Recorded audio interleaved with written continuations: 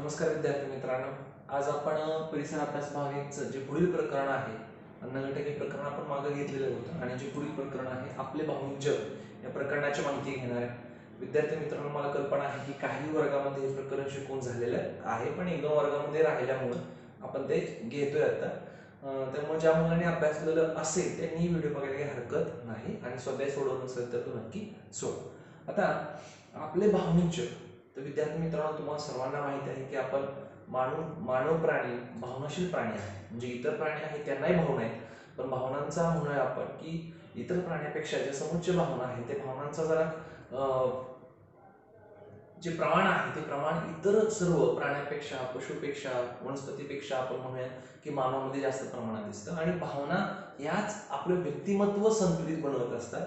एक व्यक्तिमत्व जे आहे आपलं चालणं, बोलणं, वागणं आपण म्हणूया, सर्वांना व्यक्तिमत्व असं म्हणूया, त्याला संतुलित करण्याचं काम, त्याला बॅलन्स करण्याचं काम हे आपल्या भावना करत असतात. भावनावरतीच व्यक्तीचा विकास किंवा व्यक्तीचं पाठीमागं राहणं हे अवलंबून असतं आणि म्हणून भावना या फार महत्त्वाच्या आहेत आपल्या प्रत्येकासाठी. आता भावना कोणकोणत्या आहेत हा पहिला मुद्दा आहे की आता तुम्हाला सर्वांना कल्पना आहे की प्रेमाची भावना आहे, रागाची भावना आहे, त्यागाची भावना आहे, असूया किंवा आपण चिड म्हणतो त्याची भावना आहे, एकमेकाविषयी असणारा द्वेष, मत्सर ही सुद्धा एक आपली भावना आहे. कधी कधी आपण कंटाळतो, थकतो, तर थकणं ही सुद्धा एक भावनिक सुद्धा आहे. आणि वैफल्यग्रस्त होणं ही सुद्धा एक भावना आहे. म्हणजे बघा, प्रत्येक भावना आपल्याला ओळखते. जसं की समजा आपली आई आपल्यासाठी खाऊसाठी काही पैसे देते, जाताना म्हणते की बाबा थोडी चपाती जास्तच घे डब्यावरती, ती विचारते. ह्यामध्ये प्रेमाची भावना आहे, आपुलकीची भावना आहे, जिव्हाळ्याची भावना आहे. बरोबर ना? जर आपण एखादं काम नीट केलं नसेल तर वडील आपल्यावरती रागवतात, ही एक रागवण्याची भावना तुम्हाला माहीत आहे. चीड ही सुद्धा एक भावना आहे. किंबहुना आपण म्हणूया की एक उदाहरण सांगता येईल बघा की एखाद्या विद्यार्थी ज्यावेळेला मित्र तुमचा सायकलवरून पडतो, तुम्ही त्याला हसता, ही द्वेषाची भावना आहे. तुम्ही जर लगेच गेला त्याला मदत केली तर ती मदतीची भावना, प्रेमाची, दयेची भावना, सहानुभूतीची भावना आपण म्हणू शकतो. म्हणजे भावना ह्या वेगवेगळ्या आहेत. वैफल्याची भावना कोणती? कधी कधी तुम्ही ऐकलं असेल बघा, घरामध्ये आई म्हणते की बास, मी तुला आजपासून काहीच बोलणार नाही, तुझा आका तसंच करतो, तुला मला काही बोलायचंच नाहीये, तुला वाटेल तसं कर. म्हणजे कधी कधी ओरडणारे अशी म्हणते का? कारण ती कंटाळते, ती थकते सांगून सांगून. म्हणजे तिथं आलेली आईची भावना म्हणजे वैफल्याची भावना. म्हणजे तिथं कुठलाही मार्ग आता दिसत नाहीये अशी ज्यावेळेला माणसाची भावना होती त्यावेळेला ती वैफल्याची भावना असते. तर सर्व भावना काही वेळेपुरती त्यांचा उद्रेक पाहायला मिळतो.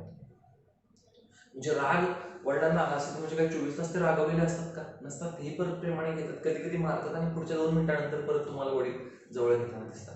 वर्गात शिक्षकांच्या बाबतीत सुद्धा असं होतं बघा, कधी कधी किती रागवतात, तुम्हाला फटके देतात आणि परत तेच शांत उभा राहतात.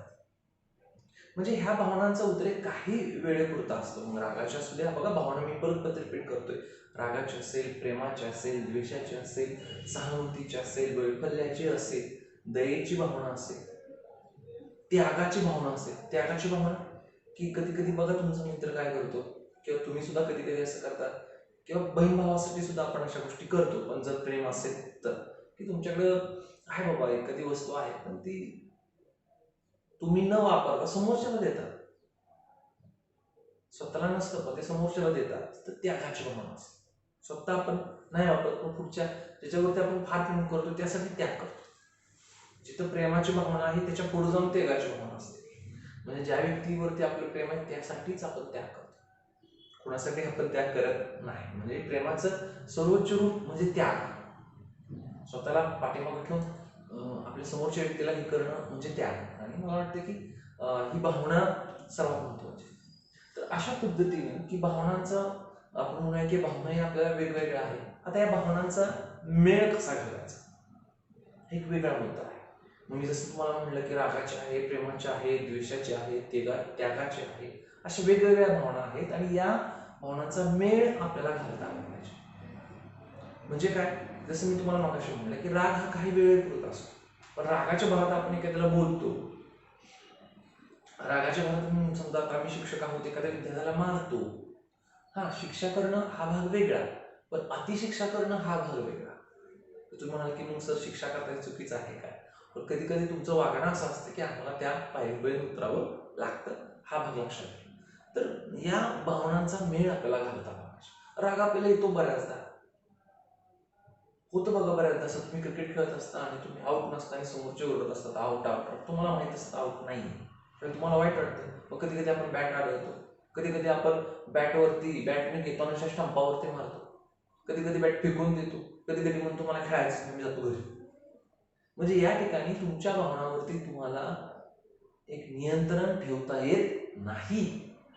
आणि हे असं होता कामा नये. तुम्हाला तिथे स्वतःला शांत करता आलं, ठीक आहे, इट्स ओके असं म्हणण्याची भावना, याला म्हणायचं भावनांचा मेळ. कोणतीही भावना असू, भावना कोणतीही असू द्या, त्याचा अतिरेक चांगला नाही. ती त्यागाची असू, प्रेमाची असू, रागाची असू, द्वेषाची असू, त्याचा अतिरेक चांगला नाही.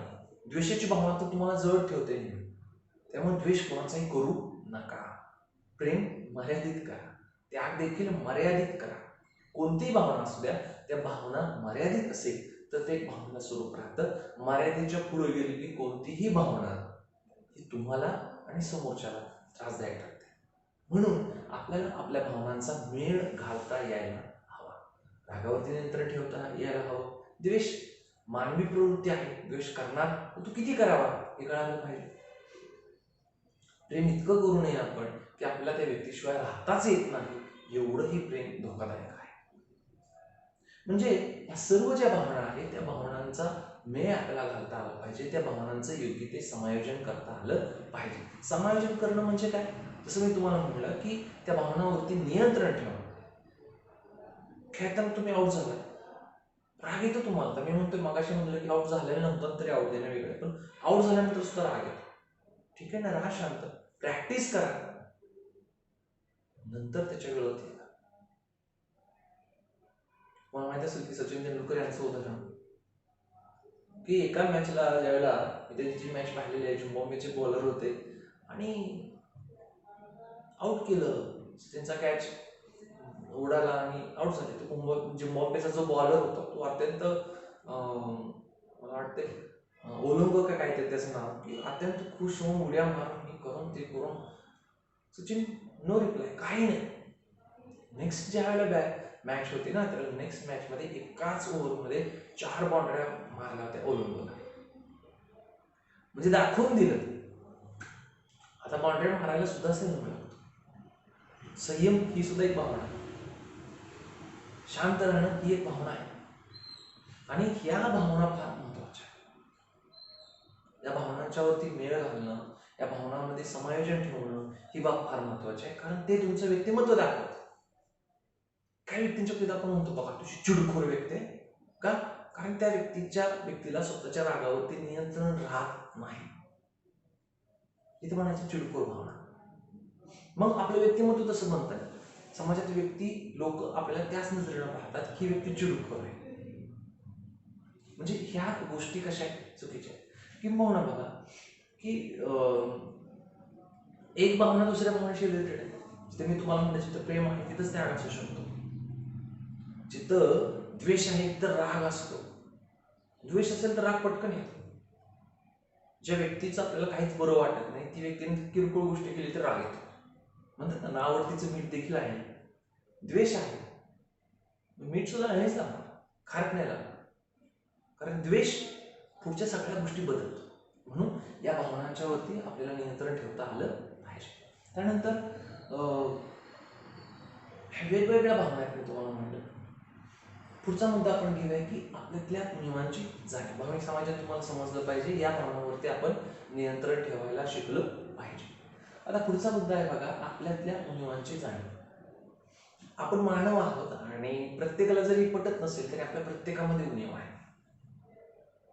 जसं मी तुम्हाला म्हटलं की कोणी स्वार्थी असेल, पण स्वार्थ सुद्धा एक भावना आहे. कोणी रागीट असेल, कोणी अति प्रेमळ असेल, कोणाला अति म्हणूया आपण की इतरांचा काय करायची सवय लागली असेल तर इतरांशी कंपॅरिझन, तुलना, म्हणजेच थोडक्यात आपण मागाशी नाव घेतलं होतं की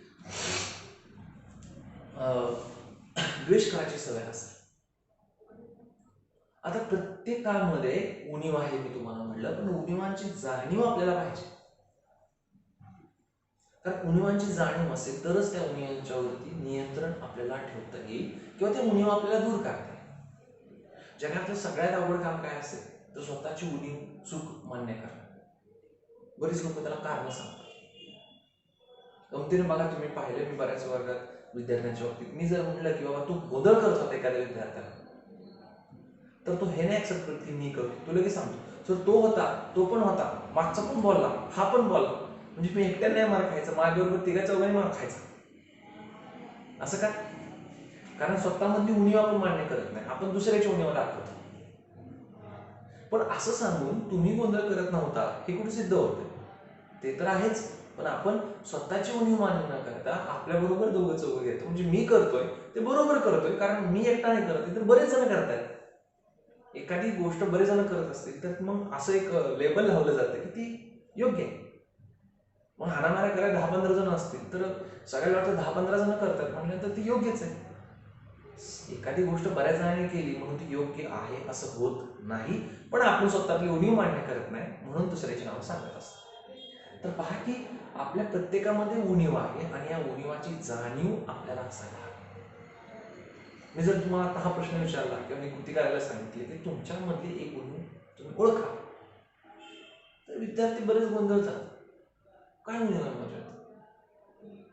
काय म्हणतील झटशून्य, मी रागीट आहे, मी चिडखोर आहे, मी द्वेष करतो, असं काही म्हणते, मी आईवडिलांचं ऐकत नाही, ही उणीव आहे आपल्यातली. पण काय म्हणतील, नाही करतो सर, मी सगळं करतो, माझं सगळं ओके आहे. म्हणून म्हणलं मी तुम्हाला की आपल्या प्रत्येकामध्ये उणीव आहे आणि या उणीवाची जाणीव आपल्याला असायला हवी.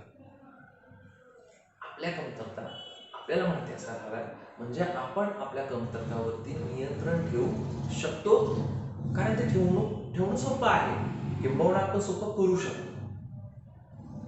आता पुढच्या मुद्द्याकडे जाऊया की स्वभाव बदलता येतो. आता स्वभाव म्हणजे काय, तर या भावनांनी युक्तच म्हणजे स्वभाव. जी भावना जास्त तसा स्वभाव. काही माणसांची प्रेमाची भावना जास्त, माणसं प्रेम. काही माणसांच्या मध्ये रागाची भावना जास्त, माणसाचा स्वभाव रागीट आपण असं म्हणतो. पण एका कुठल्या तरी भावनेवरून संपूर्ण माणूस जज होत नाही, हे लक्षात घ्या. एखादी व्यक्ती रागीट असते याचा अर्थ अख्खा स्वभाव तिचा रागीट आहे आणि प्रत्येकावरती ती चिडत असते असं नाही. व्यक्तिपरत्वे काही बाबी बदलतात आणि एकच व्यक्तीच्या रिॲक्शन देखील वेगवेगळ्या असतात. जसं की बघा की मी अशोक सराफ यांचं उदाहरण देईन. तुम्हाला माहित आहे की त्यांचे जर आपण पिक्चर्स बघितले तर अतिशय धमाल विनोदी माणूस.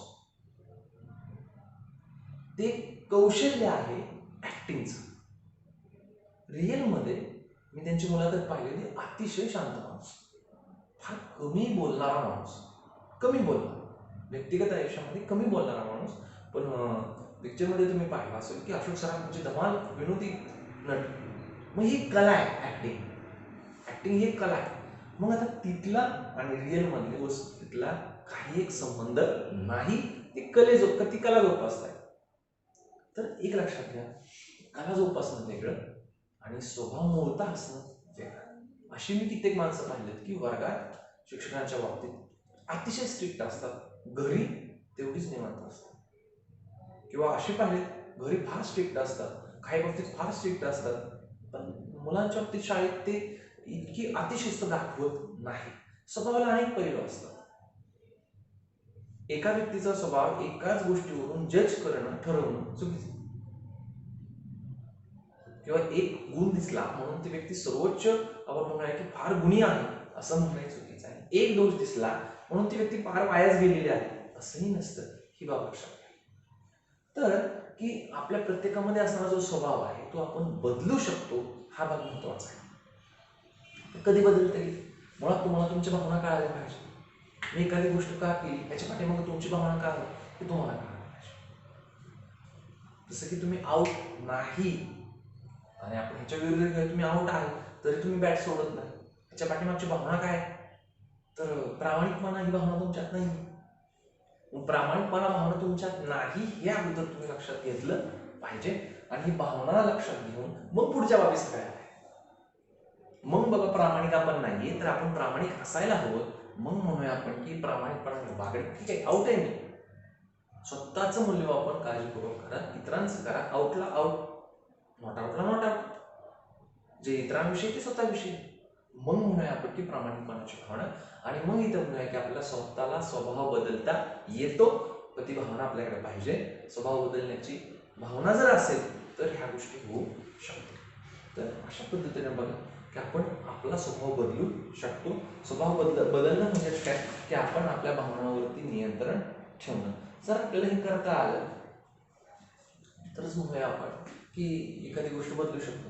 आता काही उदाहरणं या ठिकाणी दिलेत बघा, आणि उदाहरणं मी दाखवतो आणि वाचून दाखवते, आणि तुम्ही तिथे काय कराल, या प्रसंगी तुम्ही काय कराल ह्यावरती थोडंसं आपण डिस्कशन करायचं आहे. बघा, रणजित आणि अभय यांच्या पहिल्या बाकावर कोण बसणार यावरून वाद झाला आहे. रणजित आणि अभय यांच्यात पहिल्या बाकावरती कोण बसणार यावरून वाद सुरू झाला आहे. दोघेही खूप रागवलेले आहेत, एकमेकांचे दप्तर उचलून टाकण्याच्या स्थितीत आहे. तुम्ही काय करा? आता बऱ्याचदा बघा असं काय झालं असेल तर आपल्याला गंमत बघायलाच फार मजा वाटते. आपण तिथं म्हणतो बघा, फुलवणे आपल्याकडे शब्द आहे. काही जण एका दुसऱ्या मित्र जातो आणि त्याला म्हणतो, नाही नाही तोच बसला होता पहिल्यांदा, तू मागून आलाय. एका जणाला रणजितला प्रोत्साहन द्यायचं आणि दुसऱ्याने अभयला प्रोत्साहन द्यायचं, आणि मग दोन्ही अजून रागवतात. मग हा तेच दप्तर फेकतो, तो तेच दप्तर फेकतो, मग आपण दात काढतो, आपण हसतो, आणि मग एकमेकाचे ते काय करतात, शर्ट धरतात, हाणामाऱ्या करतात, आणि आपण हाणामाऱ्या करतो आणि आपण ओरडतो. त्यांना असं वाटतं की जणू काय आपण पराक्रम केलाय, अजून भांडणं वाढतात. आणि पण ज्या वेळेला एखाद्या शिक्षक तिथून जातात त्यावेळेला आपण लगेच बोलवतो, त्यांना म्हणतो बघा बघा बघा सर भांडणं करतात, आणि मग त्या लोकांना फटके मिळाले, अजून आपल्याला आनंद होतो. हे सरासरी वर्गातले बाळ आहे. सरासरी वर्गामध्ये हे चित्र असतं. पण अशा प्रसंगी आपण असं न करता त्या दोघांना, ठीक आहे बाबा भांडू नका, ही भावना आपली असायला हवी. तर मी तुम्हाला म्हटल्याप्रमाणे मगाशी सांगितल्याप्रमाणे कित्येक मुलं दोघांना फुलवतात आणि भांडणं कशी लागते आणि मग पडापडी हाणामारी कशी होईल हे बघण्याचाच आनंद असतो. तर असं न करता आपण त्या ठिकाणी त्या दोघांना थांबवलं पाहिजे. बाबा ठीक आहे, दोघांची समजूत काढली पाहिजे आणि तिथं सामंजस्य भूमिका आपण घेतली पाहिजे. ह्याला म्हणायचं बाबा समावेश. दुसरे एक उदाहरण दिले बघ, हेमंतला कबड्डीच्या स्पर्धेत भाग घ्यायचा आहे, पण तो जरा बुजरा आहे. बुजरा म्हणजे काय, आपल्या भावना दाखवत नाही असं. त्याला शिक्षकांना जाऊन सांगायला संकोच वाटतो. आता हेमंतला कबड्डी खेळायची पण त्याला संकोच वाटतो. मग अशा वेळेला काय करू शकता, तुम्ही जाऊन शिक्षकांना सांगू शकता की सर तो कबड्डी खेळतो चांगला पण तो घाबरतो. म्हणजे तुम्ही एक मित्र म्हणून तुमचं ते काम आहे की आपल्या मित्रमैत्रिणींना पुढं आणणं. आणि मग तुम्ही शिक्षकांना सांगितलं पाहिजे, त्यालाही समजवलं पाहिजे की संकोच नको, घाबरू नको, तू खेळ. त्याला प्रोत्साहन दिलं पाहिजे आणि इकडे शिक्षकांना देखील ते सांगितलं पाहिजे. दोन्ही गोष्टी आपण करू शकतो. आपण त्याच्या संकोचाला हसलं नाही पाहिजे. तर आपण जर ह्याच्या विरोधात अशी क्रिया केली की आपण एकमेकांना सांगायचं त्याला खेळायचं की ते भेटतं, ते घाबरतो, म्हणजे तो अजून घाबरेल. त्याचा जो कॉन्फिडन्स लेवल कमी आहे, लो आहे, तो आपण वाढवला पाहिजे. तू खेळ, काय होत नाही, खेळ तू. ही भावना महत्वाची. ही भावना महत्वाची. यस, तुम्ही करू शकता. आम्ही क्रिकेट खेळताना बघा नेहमी एकमेकांना वाक्य वापरतो, सर. आम्ही शिक्षक सुद्धा क्रिकेट खेळतो ना, मग आम्ही एकमेकांना नेहमी वापरतो वाक्य, सर. होतंय किती 10-12 आहेत एका ओव्हरमध्ये, सर 2-3 मॉडरेट बसतात, काय अवघड नाही याच्यावर. खेळण्याला स्पिरिट येते एक प्रकारचं. म्हणजे आपण इतरांचा आत्मविश्वास वाढवला पाहिजे, ना की त्याला खाली घेतलं. तू काय करायचा, तुला काय येतो, हे शब्द चुकीचे. एकमेकांना प्रोत्साहन आपण प्रत्येकानं दिलं पाहिजे. ह्या उदाहरणामध्ये सुद्धा तीच बाब आहे. पुढचं उदाहरण आहे बघा, निशाच्या अभ्यासाची वही रेखाने चुकून घरी नेली. आता निशाच्या अभ्यासाची वही रेखाने चुकून घरी नेली, तर ठीक आहे, आपण सुद्धा म्हटलं पाहिजे नाही गेली चुकून, शिक्षकांना सांगितलं पाहिजे चुकून गेली. नाहीतर मग आपण लगेच म्हणायचं की तिने चोरली, ती चोरटीच आहे. असे लगेच गैरसमज आपण एकमेकांविषयी वाढवणं चुकीचं आहे. आपण त्या ठिकाणी तिची भावना समजून घेतली पाहिजे. चुकून गेली ना, लक्षात घ्यायला. तर बघा की आपण प्रत्येकानं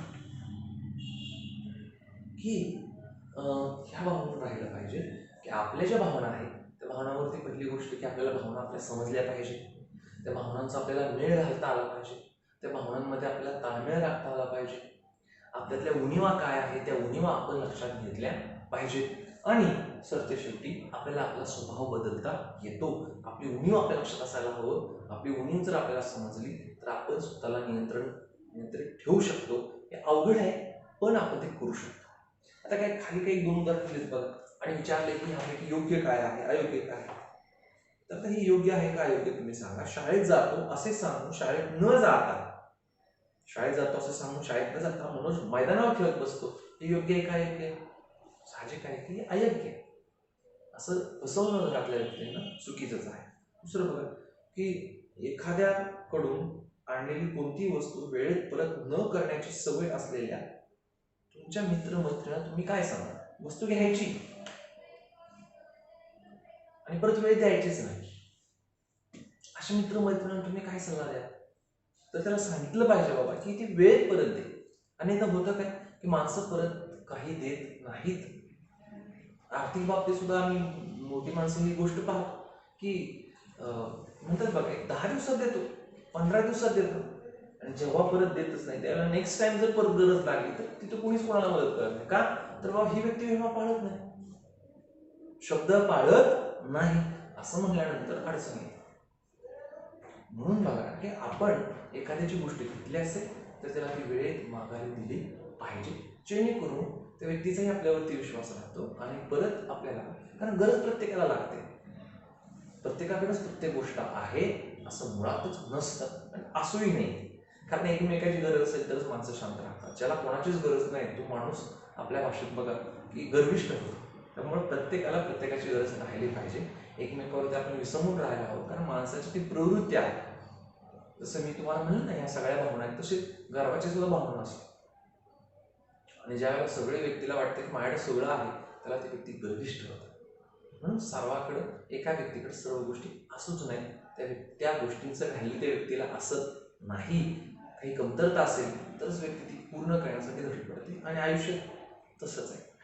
तर अशा पद्धतीने बघा की आपण ह्या प्रकरणाची माहिती घेतली. फार लांबण न लावता आपण थोडक्यात ह्या प्रकरणाचा भाग बघितला, कारण बऱ्याच वर्गामध्ये प्रकरण झालेलं आहे. तर भावनिक मेळ, सुरुवातीला भावना समजून घ्या, भावनांचा मेळ घालायला शिका, भावनिक समायोजन साधायला शिका. त्यानंतर पुढे आपण पाहिले की आपल्या त्या उणीवा प्रत्येकामध्ये आहेत, त्या उणीवा आपण दूर केला पाहिजे. असं शेवटी मुद्दा आपण घेतला की आपला स्वभाव ओळखून आपल्याला आपल्या स्वभावातील ज्या काही त्रुटी आहेत त्या ओळखून स्वभाव किंवा त्या त्रुटी दूर केल्या पाहिजेत. आपण आपला स्वभाव बदलला पाहिजे. ठीक आहे. तर विद्यार्थी मित्रांनो, या ठिकाणी प्रकरण आपण काय केले पूर्णपणे घेतलेलं आहे. अजून काही यामध्ये बघा थोड्या बाबी आहेत त्याच्यावर मी डिस्कशन करेन की आपण आपल्या भावना व्यक्त केल्या पाहिजे, ही बाब महत्वाची. आपण कधी कधी बसतो, असं नाही, व्यक्त करणं वेगळं आणि भावनांचा अतिरेक करणं, आरडाओरड करणं.